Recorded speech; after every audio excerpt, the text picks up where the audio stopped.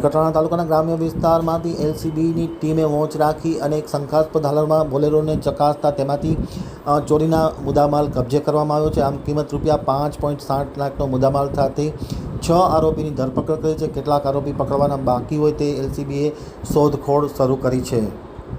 પશ્ચિમ Kutch local crime બ્રાન્ચના incharge police inspector HR Jethi, police sub inspector JB જાદવની સીધી સૂચના અનુસાર ખાસ કરીને વણ શોધાયેલા ચોરીના ગુનાનો ભેદ શોધવા માટે જે સૂચનાઓ પોલીસ વડા દ્વારા જારી કરી છે તેને અનુસંધાને લઈને ક્રાઇમ બ્રાન્ચના ASI Vikesh Rathwa, police head constable Shaktisinh Gadhvi, Rajendrasinh Rathod, police constable Lakhabhai Rabari તથા અશ્વિન ગઢવીએ મિલકત સંબંધી ગુનાઓ શોધવા માટે પેટ્રોલિંગમાં હતા. તે દરમિયાન વિકેશ રાઠવા તથા લાખાભાઈ રબારીની બાતમીના આધારે અમુક શખ્સો સફેદ કલરની બોલેરો ગાડીમાં, જેનો નંબર છે GJ12BZ 0495 વાળી શંકાસ્પદ હાલતમાં મુદ્દામાલ ભરી રસલિયા ગામથી ઉખેડા તરફ જતા હતા.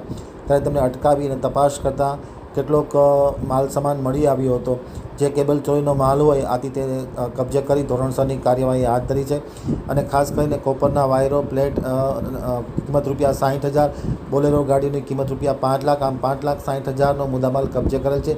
આરોપી ધવલ વિજય ચૌહાણ, ઉંમર વર્ષ 32, રહેવાસી વાલદાસનગર ભુજ, અનવર શાહ જુમલ શાહ સૈયદ, ઉંમર વર્ષ 30, રહેવાસી ધોરાવા મંદિર પાછળ ભુજોડી, તાલુકો ભુજ, કાસમ ઉર્ફે કારો જુસફ કુંભાર, ઉંમર વર્ષ 32, નવી સુંદરપુરી ગાંધીધામ, શમીર ઈસા જાગુરા, ઉંમર વર્ષ 22, રહેવાસી કોટરા જોધર, તાલુકો નખત્રાણા, ઇમામ હુસૈન મુતવા, ઉંમર વર્ષ 22, રહેવાસી કોટરા જોધર, તાલુકો નખત્રાણા, લુકમાન મામન મંદરા, ઉંમર વર્ષ 24, રહેવાસી હરોડા, તાલુકો લખપતવાળાને પકડી પાડી ધોરણસરની કાર્યવાહી હાથ ધરેલ છે.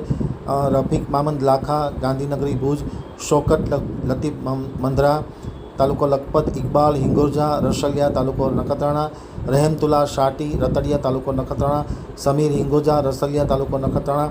આ તમામ આરોપીને પકડવાના બાકી હોય તેમની ધરપકડ માટેની તજવીજ હાથ ધરવામાં આવી છે.